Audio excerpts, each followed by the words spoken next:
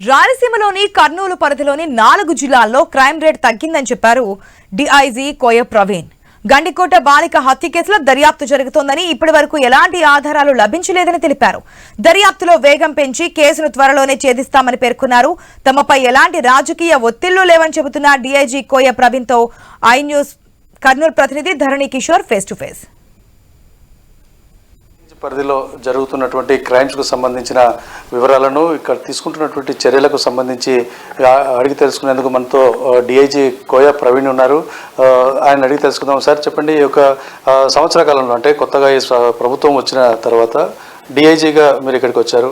అయితే ఈ పరిస్థితుల్లో ఇక్కడ క్రైమ్ రేట్ ఎలా ఉంది? దీన్ని ఏదైనా క్రైమ్స్ జరగబోతుంటే వాటిని కంట్రోల్ చేయడానికి తీసుకుంటున్న చర్యలు ఏంటి? క్రైమ్ రేట్ అయితే ప్రస్తుతానికి అదుపులో ఉందండి. చిన్న చిత్తగా అన్ని చోట్ల అన్ని ప్రపంచంలో మనం 100% క్రైమ్ అయితే మనం అదుపు చేయలేం. ఈ రేంజ్లో కొద్దిగా కర్నూలు అనేది కొద్దిగా పెద్ద సిటీ అవటం వల్ల ఇక్కడే ఎక్కువ రిపోర్ట్ అవుతా ఉన్నాయి. చిన్న చిత్తగా వచ్చినా కానీ మేజర్. సో కర్నూలు ఎస్పీ గారు కూడా ఫ్రీక్వెంట్గా సైబర్ క్రైమ్ మీద అవేర్నెస్ కండక్ట్ చేయటం, అలాగే మనం ఈ డ్రోన్ బీట్స్ వల్ల అయితే ఉంది, చిన్న ఏది దొరికినా కూడా గాంజాయి చిన్న మోతాదుల్లో బాగానే ఫ్రీక్వెంట్గానే పట్టుకుంటున్నాం. అయితే అంత పెద్ద మోతాదుల్లో అయితే ఇక్కడ లేదు వాడకం అనేది. ఇక్కడ ట్రాన్సిట్ కూడా ఏం లేదు. ఈ విధంగా అయితే ఓవరాల్గా ఉంది. ఫ్యాక్షన్ రిలేటెడ్ అంటారా, ఫ్యాక్షన్ రిలేటెడ్ ఎస్పెషల్లీ ఇంటీరియర్ విలేజెస్లో సడన్గా అంతా బాగానే ఉన్నట్టు ఉంటుంది, సడన్గా ఏదో గుర్తొచ్చుద్ది. దాని మీద ఒకటి ర్యాండమ్గా ఇప్పుడు నేను వచ్చిన తర్వాత 3-4 జరిగాయి హత్యలు. అదే ఇన్సిడెంట్స్ 4-5 జరిగాయి. ఒక 3-5 కేసుల్లో అయితే మర్డర్స్ జరగడం జరిగింది. సరే, అయితే ముఖ్యంగా ఈ మీ రేంజ్ పరిధిలో ఇటీవల జరిగిన ఘటన, మా విద్యార్థిని హత్య అన్నది సెన్సేషనల్గా మారింది. ఇంతవరకు కూడా ఏమీ ట్రేస్ అవుట్ కాని పరిస్థితి. దీన్ని ఎలా చూస్తారు? అసలు దీన్ని మూలాలు కనుక్కునే అవకాశం ఉందంటారా? ఇప్పుడు గండికోట విషయం ఏదైతే ఉందో మొదటి రోజు నుంచి ప్రియుడి మీద, కుటుంబ సభ్యులు ఇద్దరి మీద, 1 పార్టీ ప్రియుడు, 1 పార్టీ ఫ్యామిలీ మెంబర్స్ మీద మనకు సస్పిషన్ అనేది రైజ్ అయింది. ప్రియుడు కాదనేది మనం డే 1 రూల్ అవుట్ చేసాం. కుటుంబ సభ్యులది అయితే ఇంకా మనకు రూల్ అవుట్ అయితే కాలేదు, కానీ ఫ్యామిలీ మెంబర్స్ కాబట్టి 100% ఇతరుల అవుట్ సైడర్స్ యొక్క ప్రమేయం ఏదైనా రూల్ అవుట్ చేసిన తర్వాతే వాళ్ళు మనం విచారించాలనే ఒక విధానపరమైన నిర్ణయం తీసుకోవడం వల్ల కొంచెం ఆలస్యమైంది. ఒక విధంగా చెప్పాలంటే అంతా కూడా మేము కొండను దవ్వి ఎలకపట్టే చర్య చేపడుతున్నాం.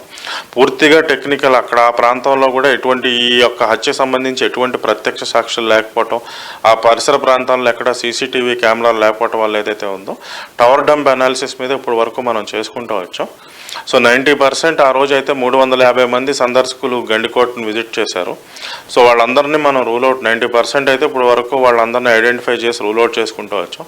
ఇప్పుడు 10% ఉన్నారు. వాళ్ళు ఎవరన్నా ఉంటారనే దాని మీద మనం విచారిస్తారు. కాని పక్షంలో ఇప్పుడు మొదటి డే 1 నుంచి కూడా ఆ చనిపోయిన పాప యొక్క పెద్దనాన్న కొడుకు సొంత అన్న మీద మొదటి నుంచి ఒక కోణం అయితే అనుమానం అయితే మొదటి నుంచి ఉంది. దాని మీద ఇంకా మనం పూర్తిగా దర్యాప్తు కరకు బయట factor, out cider factor rule out చేసే వరకు వాళ్ళు మనం ఒత్తిడి పెట్టకూడదని ఒక నిర్ణయం తీసుకోవడం జరిగింది. అయితే ఈ కేసు విషయంలో పొలిటికల్ ఒత్తిళ్లు ఎక్కువగా ఉన్నాయి. అందుకే పోలీస్ శాఖ నుంచి వివిధ రకాల స్టేట్మెంట్స్ వస్తున్నాయని మాత్రం ప్రతిపక్షాలు కానీ ఇతర సోషల్ మీడియాలో వార్తలు వస్తున్న పరిస్థితి ఎలా చూస్తుంది? పొలిటికల్ అయితే లేదండి. మరి ఇతర వివిధ రకాల స్టేట్మెంట్స్ అయితే లేదు. నేనైతే డే 1 నుంచి ఒకటే కన్సిస్టెన్సీగా మాట్లాడాము. ఫస్ట్ రోజు అయితే నేను అక్కడికి ఆ రోజు వెళ్ళిన రోజు ప్రియుడు పాత్ర రూల్అవుట్ చేసాం. తర్వాత ఆ రోజు ఒక క్లూ అయితే ఉండింది. అది 90% మేము డిటెక్ట్ అయ్యే అవకాశం ఉంటుందని ఎక్స్పెక్ట్ చేసాం, కానీ అది కూడా ఆ క్లూ కూడా అది వాళ్ళకు కూడా రూల్అవుట్ అయిపోయింది. ఆ తర్వాత నుంచి కుటుంబ సభ్యుల మీద అయితే కొంత శాతం అయితే అనుమానం ఉంది. బయట వాళ్ళ ప్రమేయం అనేది 100% రూల్అవుట్ అయ్యే వరకు వాళ్ళు ఎవరిని మేము విచారించమనేది చెప్పడం జరిగింది. దానిలో ఎటువంటి కన్ఫ్యూషన్ లేదు. ఓకే, అయితే మొత్తంగా రాయలసీమ మీ కర్నూలు రేంజ్ పరిధిలో క్రైమ్ పరిస్థితి అనేది సాటిస్ఫాక్టరీగా ఉందంటారా? మీరు ఊహించిన దానికంటే తక్కువనే క్రైమ్స్ ఉన్నాయని మీరు భావిస్తున్నారా?